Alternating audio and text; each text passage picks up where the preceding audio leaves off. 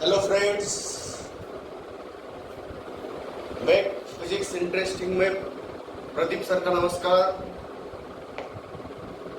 Last day को हमने concept of capacitor start किया था और उसके अंदर कैपेसिटर के कंसेप्ट को हम फॉरवर्ड करने जा रहे हैं।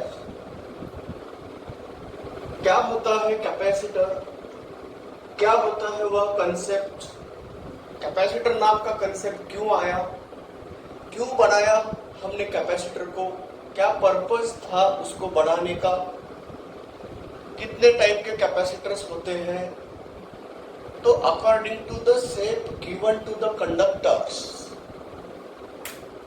According to the shape given to the conductors, to build up that condenser, the condensers are of three types. उस कंडेंसर को बनाने के लिए जिस टाइप का हम कंडक्टर यूज करते हैं उसके शेप के अकॉर्डिंग, अगर वह पैरेलल प्लेट यूज किया तो पैरेलल प्लेट कंडेंसर बनेगा, तो उसको हम एक टाइप का कंडेंसर बोला। उस पैरेलल प्लेट कंडेंसर के बारे में और उनके और दो मॉडिफिकेशंस के बारे में हमने कल लास्ट लेक्चर में हमने बता दिया। तो आज हमारा कर्तव्य बनता है कि अगला टाइप का कंडेंसर आपको सिखाना है, आपको बताना है उसके बारे में जानकारी। तो अगला टाइप का कंडेंसर कौन सा है? तो वो है स्फेरिकल कंडेंसर। स्फेरिकल कंडेंसर क्यों कहा गया? क्योंकि वो उसके अंदर जो कंडक्टर यूज कर रहे हो ना, तो वह कंडक्टर का शेप होता है spherical shape. So that's why we call it is spherical condenser. तो उसको हमने स्फेरिकल क्यों कहा उसके बारे में बताया। अब चलिए बच्चों, उस स्फेरिकल कंडेंसर अगर हमने बनाना है तो कितने कंडक्टर्स लगते हैं? तो हमें दो कंडक्टर्स लगेंगे। कैसे? देखो ना, कंडेंसर नाम का कंसेप्ट ही ऐसा है, दो कंडक्टर से बनाते हैं हम उसको। एक कंडक्टर का चार्ज होल्डिंग कैपेसिटी बढ़ाने के लिए दूसरे कंडक्टर को नजदीक लाते हैं और उसको अर्थ करते हैं। तो चलिए बच्चों, आज हम capacity of the spherical condenser के बारे में जानकारी ले लेंगे। सिर्फ हम टाइप ऑफ कंडेंसर नहीं पढ़ाएंगे, सिर्फ उसका कंस्ट्रक्शन नहीं बताएंगे, तो उससे कितना कैपेसिटी बोले तो उसका फार्मूला भी हमें यहां सिखाना है। तो अब हम पहला कर्तव्य बोलते हैं कि क्या होता है उसके अंदर, construction and formula of the spherical condenser. चलिए आज हम स्फेरिकल कंडेंसर के बारे में जानकारी पा रहे हैं। स्फेरिकल कंडेंसर, तो हम इसके पहले पैरेलल प्लेट कंडेंसर पढ़ाया था, उसके दो मॉडिफिकेशन ही बताया। अब इसका स्फेरिकल कंडेंसर ही पढ़ना है। तो अब चलिए मैं क्या करता हूं, एक स्फीयर लेता हूं। एक स्फीयर है कैपिटल आर रेडियस का, नहीं तो दो अलग अलग रेडियस लेना है, तो इसको R1 रेडियस बोलते हैं। ये रहा उसका सेंटर। अगर हमने Q चार्जेस दिए हैं उसके ऊपर, तो यह चार्जेस कंडक्टर के सरफेस के ऊपर बैठते हैं। क्यों? क्योंकि यह कंडक्टिंग स्फीयर लिया है हमने, और ये कंडक्टर, ये स्फेरिकल कंडक्टर के बाजू, बाहर वाले बाजू में दो स्फीयर्स होते, यहां दो स्फीयर ले रहे, हॉलो स्फीयर ले रहे, को सेंट्रिक रख रहे, उसको एक के अंदर दूसरा रख रहे। तो ये छोटा वाला है ताकि उसका सेंटर O है, तो बड़ा एक स्फेरिकल कंडक्टर ले रहे हैं, वो हॉलो है, और यह R2 रेडियस का कंडक्टर है। और इसके अंदर एक बड़े स्फेरिकल कंडक्टर के अंदर वो चार्ज कंडक्टर, छोटा वाला चार्ज कंडक्टर रखा है। और इस चार्ज कंडक्टर से बाहर जो कंडक्टर है ना, उसको हमने अर्थ किया। तो जैसे ही हम अर्थ करते हैं ना, उसका पोटेंशियल जीरो होता है, इस सरफेस का पोटेंशियल जीरो होता है। तो अब इन दोनों प्लेट के बीच में इनर साइड पे नेगेटिव चार्ज बन गए, इन दोनों स्फीयर के बीच में एक स्पेस है, उस स्पेस के अंदर कैपेसिटेंस बन गया। एक प्लेट पॉजिटिव बन गया, दूसरा नेगेटिव बन गया, इलेक्ट्रिक फील्ड बन गया, तो कैपेसिटेंस नाम का कंसेप्ट यहां बन गया।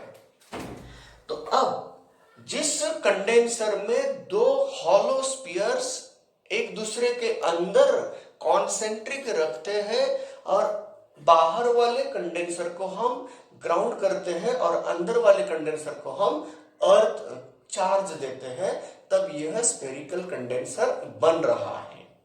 तो हमारा कर्तव्य ऐसा है, अगर आपको दिया गया कि एक स्फेरिकल कंडेंसर को Q चार्जेस दिए हैं, उनका इनर स्फीयर का रेडियस R1 है, बाहर के स्फीयर का रेडियस R2 है, तो क्या हम उसका कैपेसिटेंस निकाल सकते? ये प्रॉब्लम बन रहा है।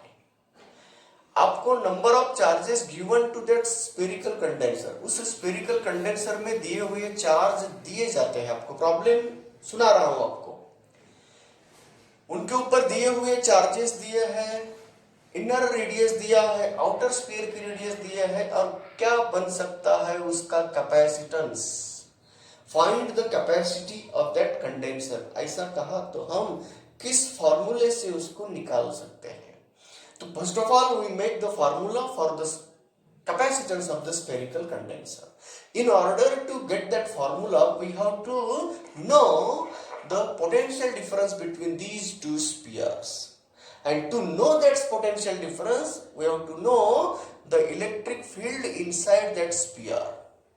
उन स्फीयर के बीच में इलेक्ट्रिक फील्ड इंटेंसिटी का फॉर्मूला हमें पता है, हम निकाल सकते हैं।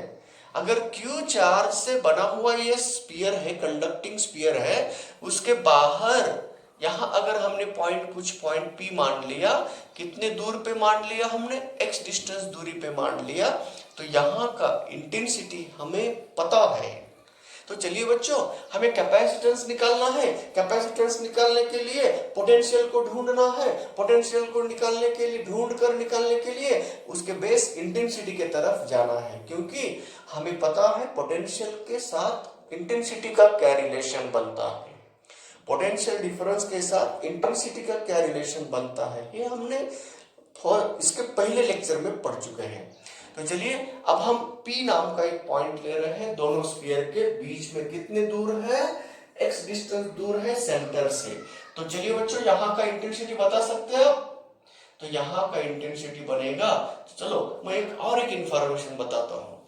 P पॉइंट पे सिर्फ इंटेंसिटी बनेगी इस चार्जेस की वजह से, पॉजिटिव चार्ज की वजह से। क्यों? नेगेटिव चार्ज बाहर वाले स्फीयर पे है, तो ये कंडक्टिंग स्फीयर है, तो अंदर फील्ड इंटेंसिटी 0 बनाता है। उसके सरफेस के ऊपर जो भी चार्जेस है या तो बाहर के चार्जेस अंदर फील्ड बनाते नहीं है। तो इसीलिए इस पॉइंट के ऊपर जो फील्ड इंटेंसिटी पा रहे हैं हम, that field intensity because of the charges present on the inner sphere only. Now tell me, what is the field intensity due to the charge Q on the sphere of radius R1? तो x distance दूरी पे है, intensity E at the P का formula है E equal to Q divided by 4 pi epsilon naught into x का square है। Field intensity due to the charges Q at the P point between the two spheres. चलिए आगे। अब जैसे ही हमने थोड़ा सा डिस्प्लेसमेंट देने का प्रयास किया, यहाँ डिस्प्लेसमेंट dx दिया, तो उसका पोटेंशियल चेंज हो सकता है। तो पोटेंशियल डिफरेंस, क्योंकि पोटेंशियल ये वाला भी बनाता है और ये वाला भी बनाता है, तो इसीलिए अब हम इंटेंसिटी हमें पता है, तो हमें और एक रिलेशन भी पता है। कैसे? dv equal to minus E into dx। अगर dx से हम डिस्प्लेस हुए along the direction या opposite to the direction of the intensity, तब पोटेंशियल चेंज होता है, इसको पोटेंशियल ग्रेडियंट कहते हैं। ये रिलेशन भी हमें पता है, तो इसे इस फॉर्मूला में रख दो, तो potential difference between these two point मिल रहा है हमें। कोई भी दो पॉइंट के बीच का पोटेंशियल हम डिफरेंस निकाल रहे हैं, तो dv equal to minus Q divided by 4 pi epsilon naught into ऊपर dx नीचे x स्क्वायर है। तो तो अब हमें पोटेंशियल निकालना है, एक पॉइंट का पोटेंशियल, नहीं तो दो पॉइंट के बीच का पोटेंशियल डिफरेंस भी निकाल सकते हैं। अब लोअर इनर साइड का जो पोटेंशियल निकालने वाले हैं इस सरफेस का निकालने हैं, तो potential at the point on the surface of inner sphere और potential at the point on the surface of outer sphere, इन दोनों पॉइंट के बीच का पोटेंशियल डिफरेंस निकालना है।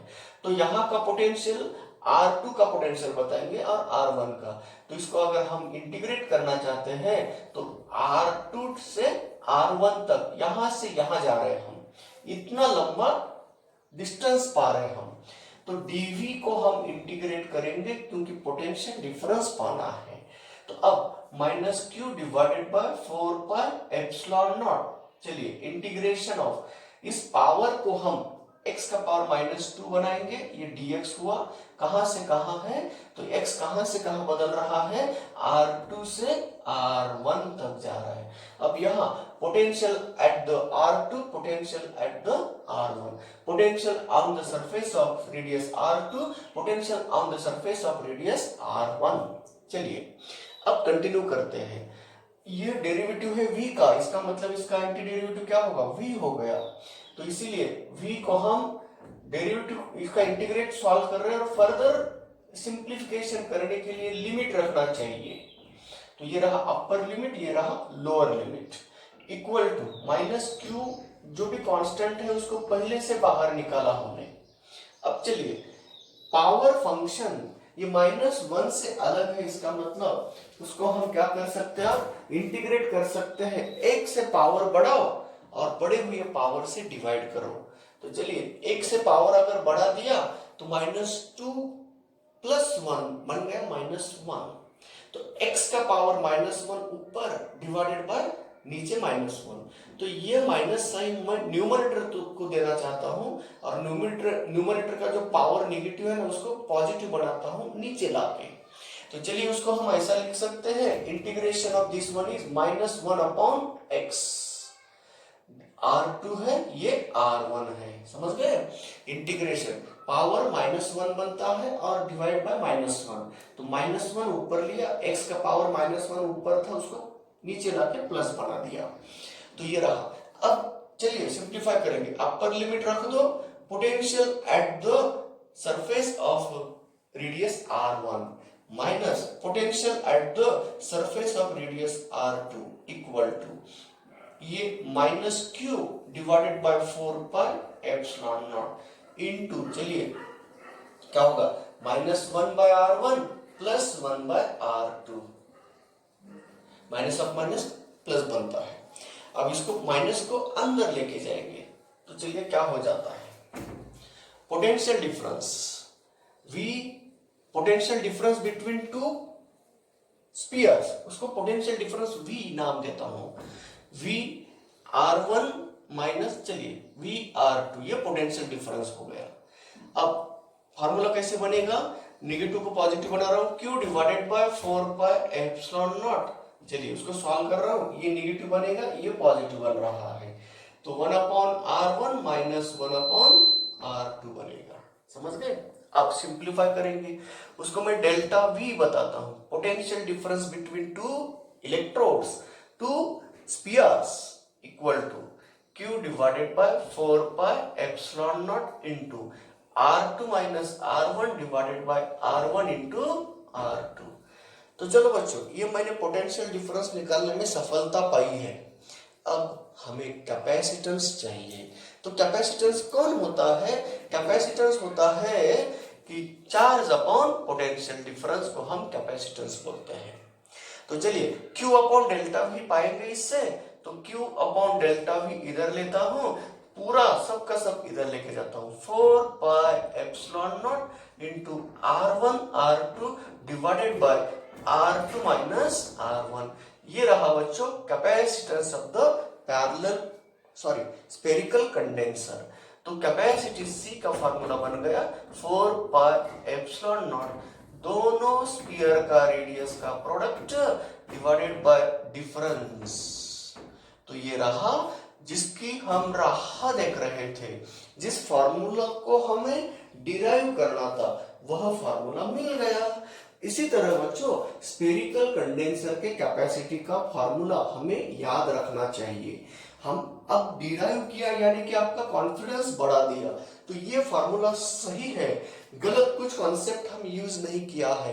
तो जो भी बेसिक कॉन्सेप्ट है उससे हमने पाया है, तो इसे हम बोलेंगे capacitance of the spherical condenser. तो ये अगर प्रॉब्लम पूछा तो उस प्रॉब्लम को सॉल्व करने के लिए हम फार्मूला बना रहे, यानी कि हम एक प्रॉब्लम को सिंप्लीफाई करने में सफल हो रहे, प्रॉब्लम को सॉल्व कर रहे हैं हम। तो आपको पूछा जाता है R1 दिया, R2 दिया और चार्जेस दिए हैं, तो आपको R1 R2 देने के बाद चार्ज, क्योंकि कैपेसिटेंस चार्ज के ऊपर डिपेंड नहीं होता है, मगर R1 R2 देने के बाद हम क्या निकाल सकते हैं, उसका कैपेसिटेंस निकाल सकते हैं। अगर इनर स्फीयर का रेडियस a दिया हो, आउटर स्फीयर का रेडियस b दिया हो, तो हम उसको सिंप्लीफाई कर सकते हैं। इनर रेडियस का स्फीयर अगर रेडियस a दिया है और आउटर रेडियस b दिया है, तो ऊपर ab divided by b minus a से हम उसको सिंप्लीफाई कर सकते हैं। रेडियस का प्रोडक्ट ऊपर लेना और डिफरेंस नीचे देना। तो इसी तरह बच्चों हम पैरेलल प्लेट कंडेंसर के बारे में जानकारी ली थी, आज हम स्फेरिकल कंडेंसर के बारे में जानकारी लिए हैं, उसका कैपेसिटेंस का फार्मूला पाया है। जिस तरह हम capacitance of the spherical condenser निकाला, अब बचा हुआ एक स्फेरिकल कंडेंसर है, उसका नाम है सिलिंड्रिकल कंडेंसर। तो उसी के बारे में जानकारी ली तो हम टाइप्स ऑफ कंडेंसर को यहाँ स्टॉप कर सकते हैं। कितने टाइप ऑफ कंडेंसर हमने पढ़ाया? दो टाइप ऑफ कंडेंसर पढ़ाया, पैरेलल प्लेट कंडेंसर और उसके दो मॉडिफिकेशन भी बताया, कुल मिला के 3 टाइप हो गए उसमें। और ये सेकेंड टाइप का जो है ना स्फेरिकल कंडेंसर है, तो ये स्फेरिकल कंडेंसर का कैपेसिटेंस भी निकाला। अब टोटल अगर लिस्ट में देखें तो 4 कंडेंसर हमने सिखाए हैं। तो पैरेलल प्लेट कंडेंसर और उसके 2 टाइप 3 हो गए, और ये स्फेरिकल कंडेंसर 4 हो गए। अब बचा सिर्फ आखिरी लास्ट वाला, वो है सिलिंड्रिकल कंडेंसर। तो चलिए बच्चों सिलिंड्रिकल कंडेंसर के बारे में जानकारी लेंगे, तो कंडेंसर के प्रकार यहाँ पूरे हो जाते हैं। तो अब नेक्स्ट हेडिंग है स्फेरिकल कंडेंसर होने के बाद सिलिंड्रिकल कंडेंसर। तो चलो मेरे भाई cylindrical condenser.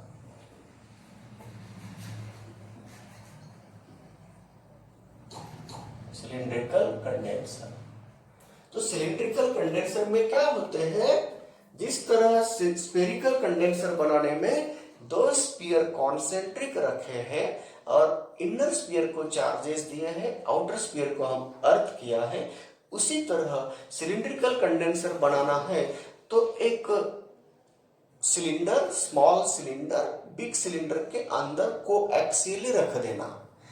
Insert small cylinder और having small radius cylinder into the large radius cylinder, and charges are given to inner cylinder and outer cylinder is connected to earth, so that we can obtain the cylindrical condenser.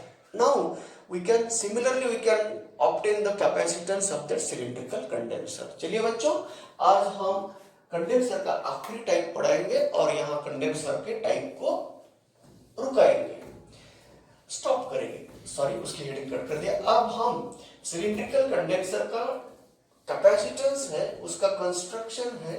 तो चलिए cylindrical condenser में कौन कौन होते हैं? 2 cylinder होते हैं जिनकी रेडियस, एक की R1 पकड़ा, दूसरे की रेडियस R2 है। छोटे वाला का R1 है, बड़े वाले का R2 है।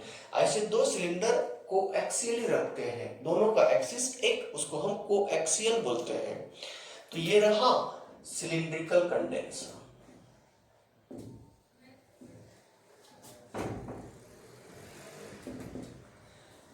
तो ये छोटा सिलेंडर जिनकी रेडियस R1 है, जिसके ऊपर हम चार्जेस दिए हैं।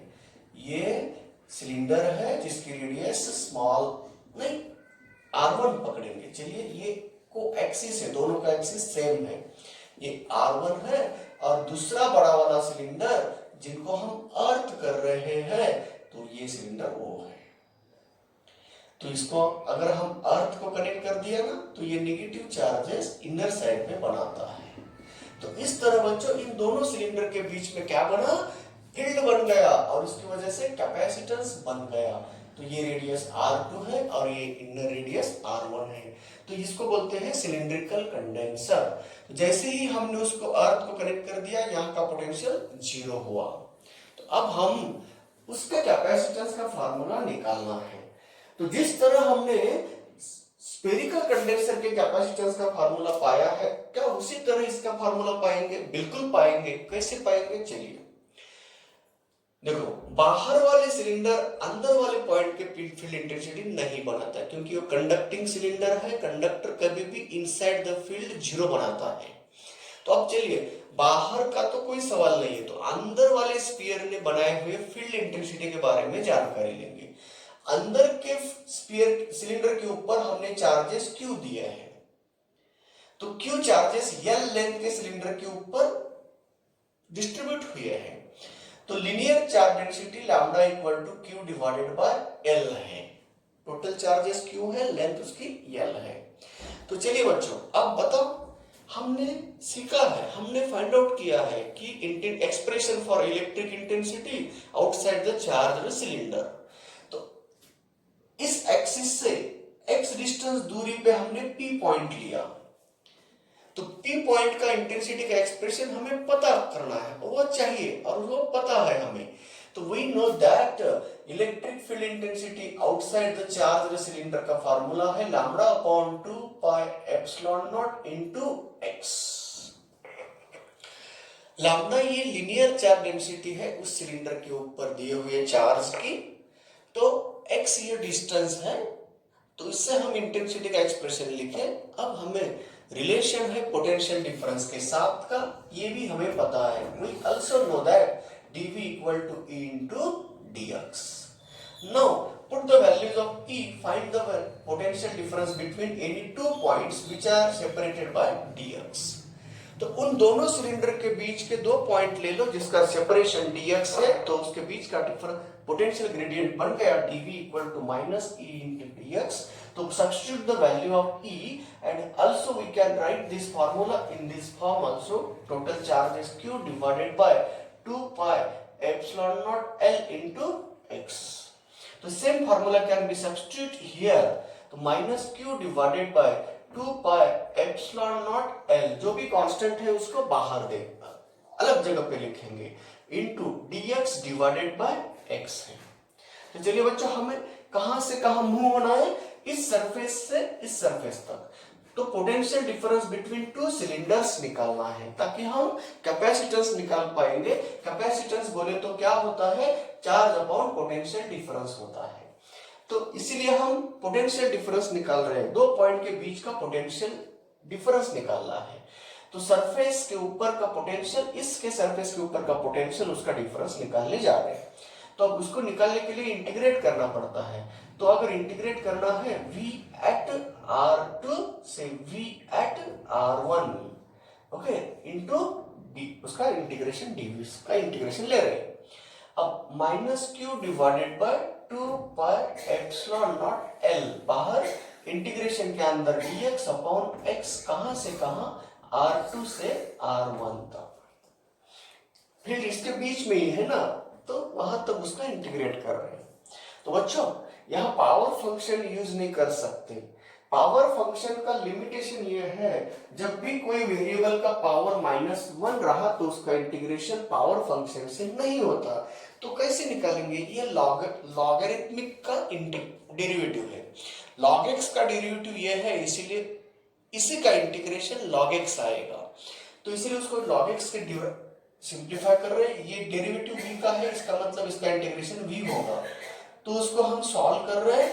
तो अपर लिमिट है VR1, लोअर लिमिट है VR2, निकाल रहे हैं उसको minus Q divided by 2 pi epsilon naught L। समझ गए? ये है log ऑफ x। तो अपर लिमिट लोअर लिमिट रखना है। ओके, तो चलो अपर लिमिट रख दो। तो ये आया potential on the surface of radius R1 minus potential on the surface of radius R2 equal to minus Q divided by 2 pi epsilon naught into L। तो चलिए बच्चों, अपर लिमिट रख दो। तो log of R1 minus log of R2 बन गया। तो आपको ये भी पता है दोनों के लॉग का सब्ट्रैक्शन कब होता है, जब दोनों में डिवीजन हो, दोनों में क्वोशिएंट हो, एक दूसरे का रेशियो हो, तब उनके लॉग का सब्ट्रैक्शन होता है। तो उसको फर्दर सिंप्लीफाई करेंगे और फाइनल एक्सप्रेशन निकालने जा रहे हैं। तो इसको हम डेल्टा वी बोलेंगे, potential difference between these two points called as delta V equal to minus Q upon 2 pi epsilon naught L into log of R2 divided by कौन है पहला, R1 डिवाइडेड बाय R2 है। तो ये लिख लें। अब ये नेगेटिव साइड में उसको पावर को दे सकता हूं, तो delta V equal to Q divided by 2 pi epsilon naught L into log of R1 divided by R2 का पावर -1 बन गया। तो अब इसको -1 पावर है, इसको सुधार दे रहा हूं, उसको पॉजिटिव बना रहा हूं। तो न्यूमरेटर डिनोमिनेटर में लेके आओ, डिनोमिनेटर न्यूमरेटर में लेके जाओ। तो डेल्टा वी आ रहा है q divided by 2 pi epsilon naught l into log of R2 divided by R1। समझ गए? अब हमें कौन चाहिए, q divided by delta v चाहिए। तो इस डेल्टा v को इधर लेके आओ, तो क्या बना formula, q divided by delta v equal to 2 pi epsilon naught into l divided by log of, log को हम इन भी बोलते हैं क्योंकि उसका बेस e होता है। अगर ये बेस e रहा तो उसको in बोला जाता है। तो इन R2 डिवाइडेड बाय R1 बोलते हैं। तो ये लॉगरिथमिक का ही सिंबल है, मगर याद रखिए बेस कितना चाहिए उसका, e, log of R2 by R1 to the base e रहा, तो इस फार्मूले से हम कैपेसिटी निकाल सकते हैं। तो चलिए बच्चों, हमारा जो हमें पाना था वह फार्मूला मिल गया। Capacity of the spherical condenser का फार्मूला है 2 pi epsilon naught into length upon log बोलो या इन R2 डिवाइडेड बाय R1 से हम उसको निकाल सकते हैं। इसी तरह बच्चों हम आज कैपेसिटर को हम पूरा किया है। अलग अलग टाइप के कितने कैपेसिटर होते हैं, तो अलग अलग टाइप के 3 टाइप के कैपेसिटर्स होते हैं।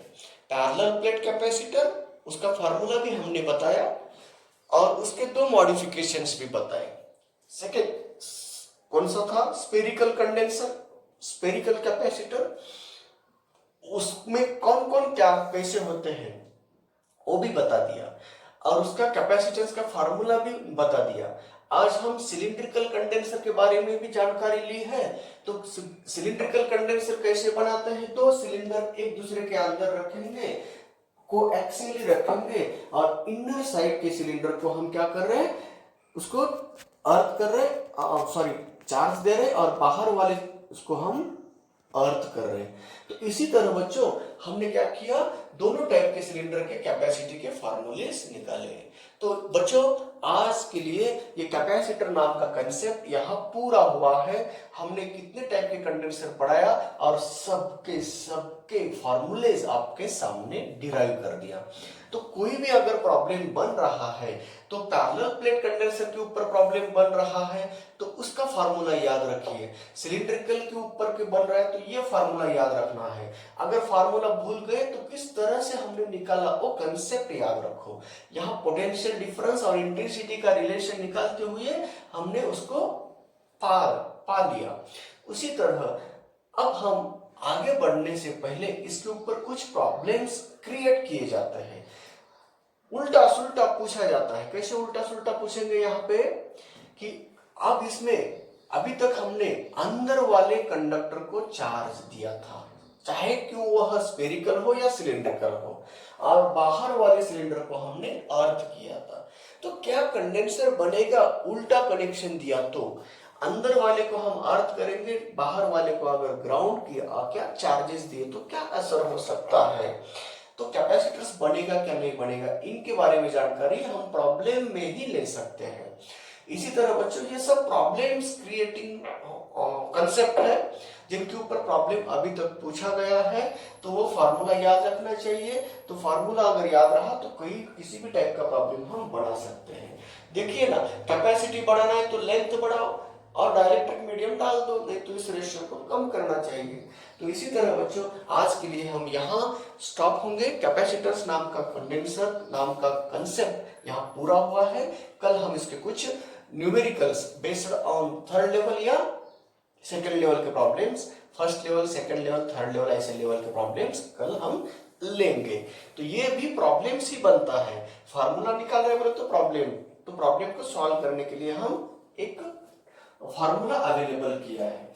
इसी तरह यहाँ हम स्टॉप होते हैं। कल फिर दोबारा मिलेंगे, तब तक के लिए बाय बाय।